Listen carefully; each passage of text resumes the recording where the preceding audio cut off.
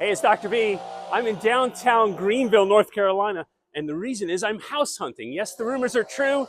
After 20 years taking care of kids in the Lake Country, we will be moving to Greenville, North Carolina, where I will be working as a clinical professor at the Brody School of Medicine here at East Carolina University. Go Pirates! And today we're going to talk about household safety as we look at new houses. But first, let's get some breakfast at the Scullery. The Scullery is a great place for breakfast and lunch right downtown on Evans.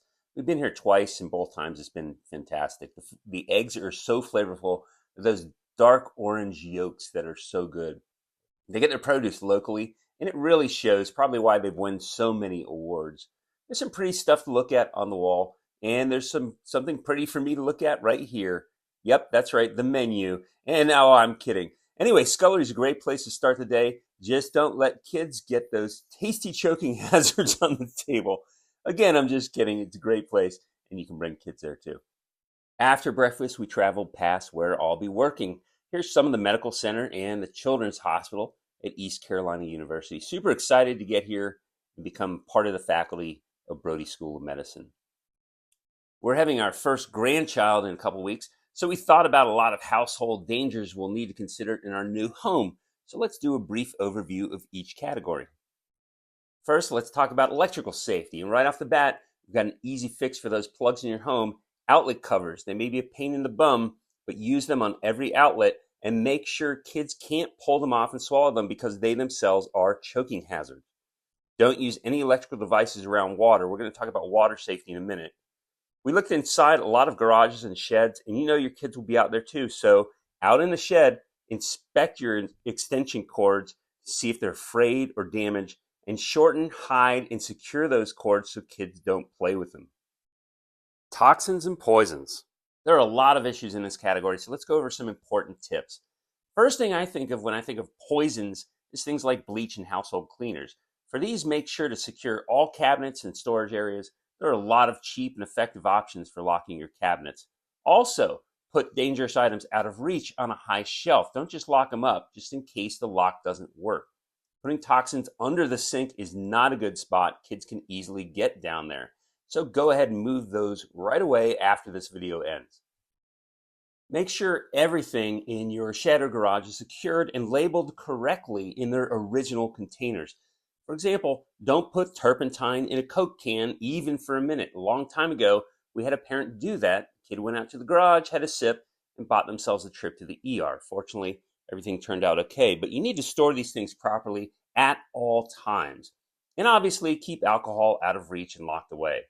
There are other not so obvious poisons and toxins around the typical home. Plants can be poisonous. This vegetable garden looks pretty awesome. Lots of good stuff to eat here. But decorative plants can certainly look yummy. Just make sure the plants inside and outside the house are not toxic to children or to pets for that matter. One final toxin to discuss: older homes, those built before 1978, and especially those from before 1950, may have been painted with lead paint, which can be toxic to children. So make sure there is no old, cracked, or chipped paint in your older home. Better yet, test your older home for lead paint and have it dealt with professionally. For all these toxins and poisons, keep Poison Control's number handy: 1-800-222-1222.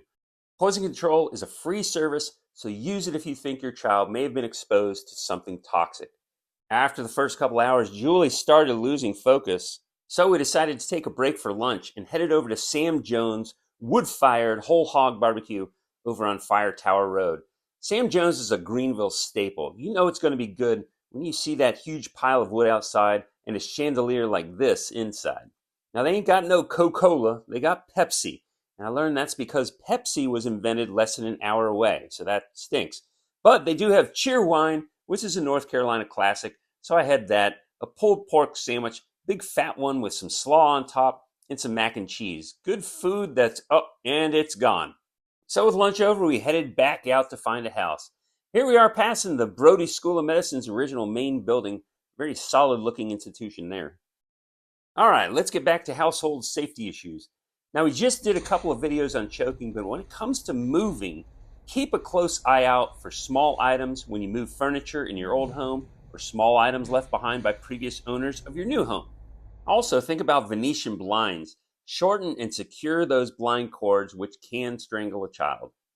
Besides choking, another kind of preventable trauma is when kids fall or when things fall on top of them.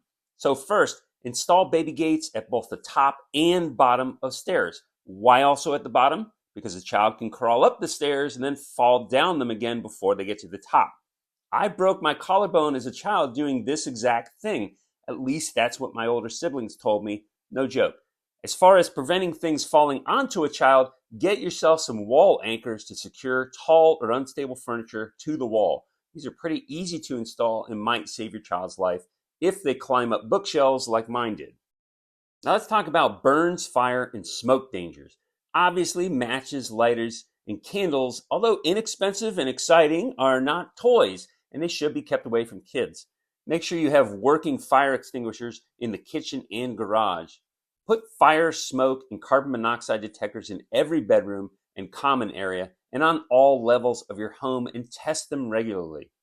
Develop a fire safety plan and practice fire drills in your home. This can actually be fun, especially for a nerdy family like mine. Finally, don't forget about hot water causing burns. We call that scalding. Set your water heater at no more than 120 degrees Fahrenheit. That's hot enough to kill most dangerous bacteria, but cool enough to be less likely to cause serious burns. All you have to do for most water heaters is find that temperature knob and turn it down.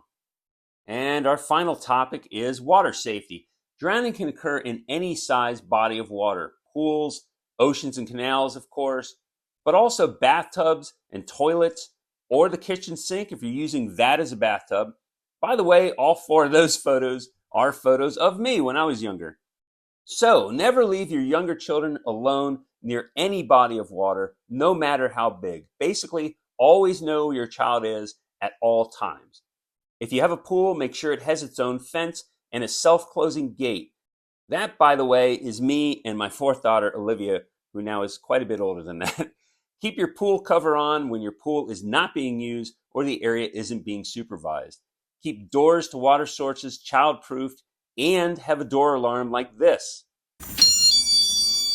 And if you can't afford or don't have one of those expensive installed alarm systems, you can still online get one of these motion detector type alarms for your doors for about $20 to $25.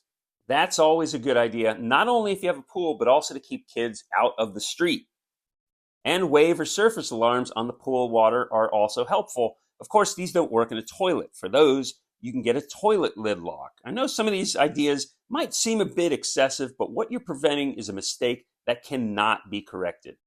By this time, Julie had seen so many houses that she started to get confused and lost in the bigger yards, so we decided to call it a day and head back downtown for something to eat. As soon as I mentioned food, Julie did seem to perk up and knew right where she wanted to go. 5th Street Hardware on, you guessed it, 5th Street downtown. We've been here twice, and it's just a very welcoming restaurant and tap room. Good, simple food, drinks, live music. By the way, we haven't found the house yet, but we always have a good time in Greenville.